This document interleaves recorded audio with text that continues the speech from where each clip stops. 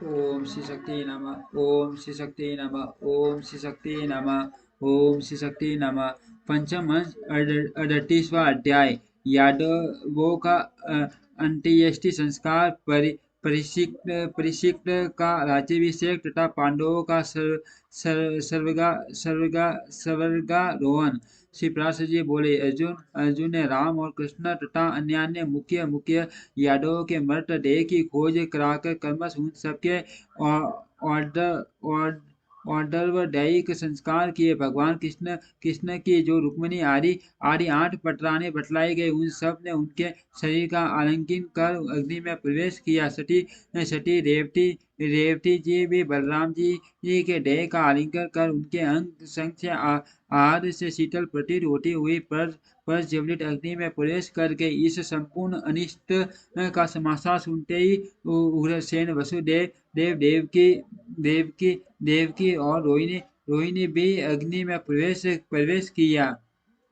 रोहिणी ने भी अग्नि में प्रवेश किया। तदंतर अर्जुन ने उन सब का विधि पूर्वक पेट क्रम कर वज्र तथा अन्य अन्य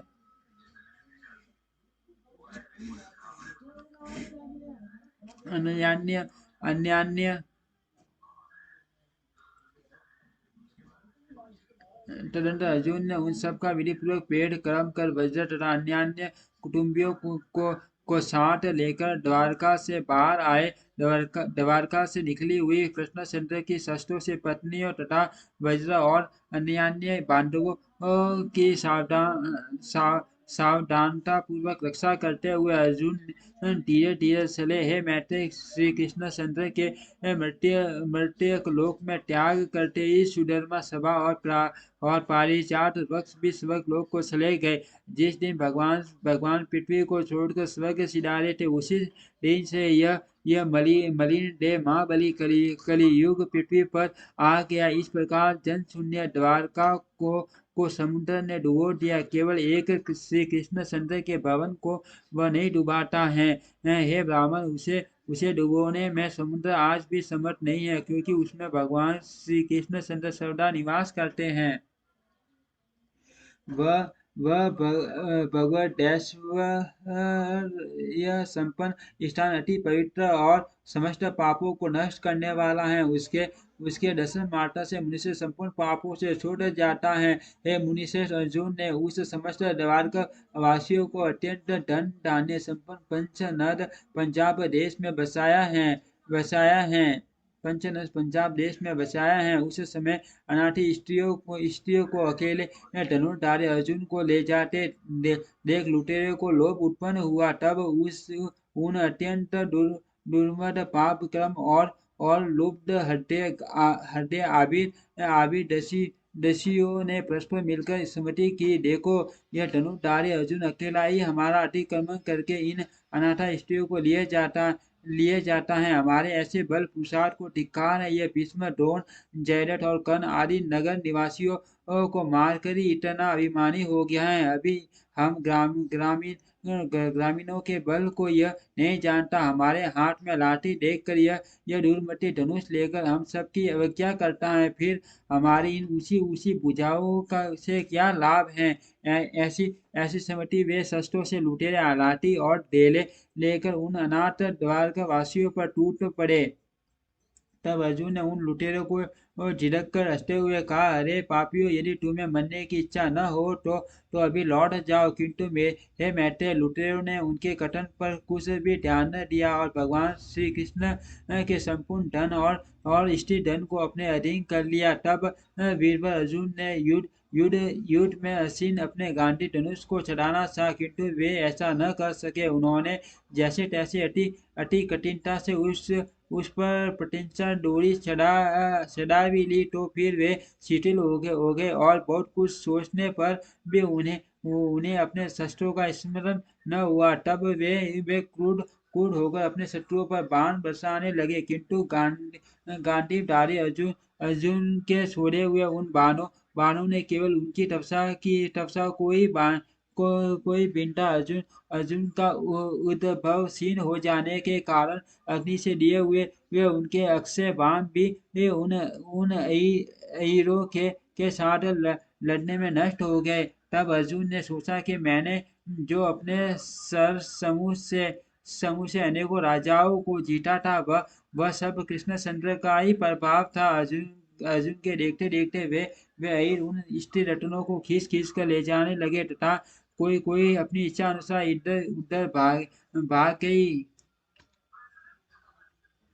बाणों के समाप्त हो जाने पर धनंजय अर्जुन ने धनुष की नोक से ही प्रहार करना आरंभ किया, किंतु हे मुने वे दस्यु गण उन प्रहारों की और भी हंसी उड़ाने लगे। हे मुनिश्रेष्ठ, इस प्रकार अर्जुन अर्जुन के देखते देखते वे मलेच्छ गण दष्टि और अंडक वंश की उन समस्त स्त्रियों को लेकर चले गए। तब सर्वदा जयशील अर्जुन अत्यंत दुखी होकर हाँ कैसा कष्ट है ऐसा कहकर रोने लगे और बोले, ओ मुझे उन भगवान ने ही ठग लिया। देखो वही धनुष है, वही शस्त्र है, वही रथ है और वही अश्व है, किंतु अशस्त्रियों के दिए हुए दान के समान आज सभी एक साथ नष्ट हो गए। और देव देव बड़ा प्रबल है, जिनसे आज उन महात्मा कृष्ण के न रहने पर असमर्थ और नीच अइरों को जय दे दी। देखो मेरी मेरी वही पूजाएं, वही मेरी मुष्टि मुट्ठी है, वही कुरुक्षेत्र स्थान है और मैं भी वही अर्जुन हूँ। तथापि पुण्य दर्शन कृष्ण के बिना आज सब सारीन हो गए। अवश्य ही मेरा अर्जुन तत्व और भीम का भीम तत्व भगवान कृष्ण की कृपा से ही था। देखो उनके बिना आज महारथियों में श्रेष्ठ मुझको टूस आबिरों ने जीत लिया। श्री प्रहलाद जी बोले, अर्जुन इस प्रकार कहते हुए अपनी राजधानी इंद्रप्रस्थ में आए और वहां यादव वंदन वज्र का राज्याभिषेक किया। तदंतर वे विपिन वासी व्यास मुनि से मिले और उन महाभाग मुनिवर के निकट जाकर उन्हें विनय पूर्वक प्रणाम किया। अर्जुन को बहुत देर तक अपने शरणों की वंदना करते देख मुनिवरों ने कहा, आज तुम ऐसे ऐसे कांटीन क्यों हो रहे हो? क्या क्या क्या तुमने बेरों की धूलि का अनुगमन किया है अथवा ब्रह्म हत्या की है, या तुम्हारी कोई क्षुद्रता आंशा भंग हो गई है, जिसके दुख से तुम इस समय इतने श्रीहीन हो रहे हो? तुमने किसी सनातन के इच्छुक का विवाह के लिए याचना करने पर निराधार तो नहीं किया, अथवा किसी अगम्य स्त्री से रमन तो नहीं किया, जिससे तुम ऐसे तेजोहीन हो रहे हो? हे अर्जुन, तुम ब्राह्मणों को बिना दिए मिष्ठान अकेले तो नहीं खा लेते, अथवा तुमने किसी कृपण का धन तो नहीं हर लिया? हे अर्जुन, तुमने सूप की वायु का तो सेवन नहीं किया? क्या तुम्हारी आंखें दुखती हैं, अथवा तुम्हें किसी ने मारा है? तुम इस प्रकार श्रीहीन कैसे हो रहे हो? तुमने नक जल का स्पर्श तो नहीं किया? तुम्हारे ऊपर गधे से सलग के हुए जल की सीटें तो नहीं पड़ गई, अथवा तुम्हें किसी हीन बल पुरुष ने युद्ध में पराजित तो नहीं किया? फिर तुम इस तरह हठ पर्व कैसे हो रहे हो? श्री प्रहलाद जी बोले, तब अर्जुन ने दीर्घ निश्वास छोड़ते हुए कहा, भगवान सुनिए। ऐसा कहकर उन्होंने अपने पराजय का संपूर्ण वृतांत व्यास जी को ज्यों का त्यों सुना दिया। अर्जुन बोले, जो हरि मेरे एकमात्र बल, तेज, वीर्य, पराक्रम, श्री और कांटी थे, वे हमें छोड़कर चले गए। जो सब प्रकार समर्थ होकर भी हमसे मित्रवत हंस हंस कर बातें किया करते थे, हे मुने, उन हरि के बिना हम आज तन में पुतले के समान निसत्व हो गए। जो मेरे दिव्यास्त्रों दिव्य बाणों और गांधी धनुष के मूर्तिमान साथ वे पुरुषोत्तम भगवान हमें छोड़कर चले गए, जिनकी कृपा दृष्टि से श्री जय संपत्ति और उन्नति ने कभी हमारा साथ नहीं छोड़ा। वही भगवान गोविंद हमें छोड़कर चले गए गए हैं, जिनकी प्रभाव अग्नि में भीष्म, द्रोण, कर्ण और दुर्योधन आदि अनेक सूरवीर दग्ध हो गए थे। उन श्री कृष्णचंद्र ने इस भूमंडल को छोड़ दिया है। हे ठाठ उन सकल प्राणी श्री कृष्णचंद्र के विरह में एक मैं ही क्या संपूर्ण पृथ्वी पृथ्वी यौवन यौवन श्री और कांति से हीन प्रतीत होती है, जिनके प्रभाव से अग्नि रूप मुझ में भीष्म आदि महारथी गण पंत वत भस्म हो गए थे। आज उन्हीं श्री कृष्ण के बिना मुझे गोपों ने हरा दिया, जिनके प्रभाव से ये गांधी धनुष तीनों लोकों में विख्यात हुआ था। उन्हीं के बिना आज यह हीरो की लाठियों से तिरस्कृत हो गया। और हे माँ मुने भगवान की जो शस्त्रों से स्त्रियां मेरी देख रेख रेख में आ रही थी, उन्हें मेरे सब प्रकार यत्न करते रहने पर भी दस्यु गुण अपनी लाठियों के बल से ले गए। हे कृष्ण दैवपायन लाठियाई जिनके हथियार हैं, उन आबिरों ने आज मेरे बल को कुंठित कर मेरे द्वारा साथ लाए हुए संपूर्ण श्री कृष्ण परिवार को हल दिया। ऐसी अवस्था में मेरा श्रीहीन होना कोई आश्चर्य की बात नहीं है। हे पितामह, आश्चर्य तो यह है कि नीच पुरुषों द्वारा अपमान पंख में सनकर भी मैं निर्लज अभी जीवित ही हूँ। श्री व्यास बोले, हे पार्थ, तुम्हारी लज्जा व्यर्थ है, तुम्हें शोक करना उचित नहीं है। तुम संपूर्ण भूतों में काल की ऐसी ही गति जानो। हे पांडव, प्राणियों की उन्नति और अवनति का कारण काल ही है। अर्थ हे अर्जुन, इन जय पराजय को काल के अधीन समझकर तुम स्थिरता धारण करो। नदियां, समुद्र, गिरिगन, संपूर्ण पृथ्वी, देव, मनुष्य, पशु, वृक्ष और सरीसृप आदि संपूर्ण पदार्थ काल के ही रचे हुए हैं, और फिर काली से ही ये सीन हो जाते हैं। अर्थ इस सारे पंच को कलात्मक जानकर शांत हो। हे धनंजय, तुमने कृष्णचंद्र का जैसा महात्म्य बतलाया है वह सब सत्य है, क्योंकि कमल नयन भगवान कृष्ण साक्षात काल स्वरूपी है। उन्होंने पृथ्वी का भार उतारने के लिए मृत्यु लोक में अवतार लिया था। एक समय पूर्व काल में पृथ्वी भाराक्रांत होकर देवताओं की सभा में गई थी। काल रूपी श्री जनार्दन ने उसी के लिए अवतार लिया था। तब संपूर्ण दुष्ट राजा मारे जा चुके हैं। अर्थ वह कार्य संपन्न हो गया। हे पार्थ, वृष्णि और अंतक आदि संपूर्ण यदुकुल का भी उपसंहार हो गया। इसीलिए उन प्रभु के लिए सब अब पृथ्वी तल पर और कुछ भी कर्तव्य नहीं रहा। अर्थ अपना कार्य समाप्त हो चुकने पर भगवान शिवशानुसार चले गए। ये देव प्रभु सड़क के आरंभ में सृष्टि रचना करते हैं, स्थिति के समय पालन करते हैं, और अंत में यही उसका नाश करने में समर्थ है। जैसे इस समय वे राक्षस आदि का संहार करके चले गए हैं। अर्थ हे पार्थ, तुझे अपनी पराजय से दुखी न होना चाहिए, क्योंकि अभियुक्त काल उपस्थित होने पर ही पुरुषों से ऐसे कर्म बनते हैं जिनसे उनकी स्तुति होती है।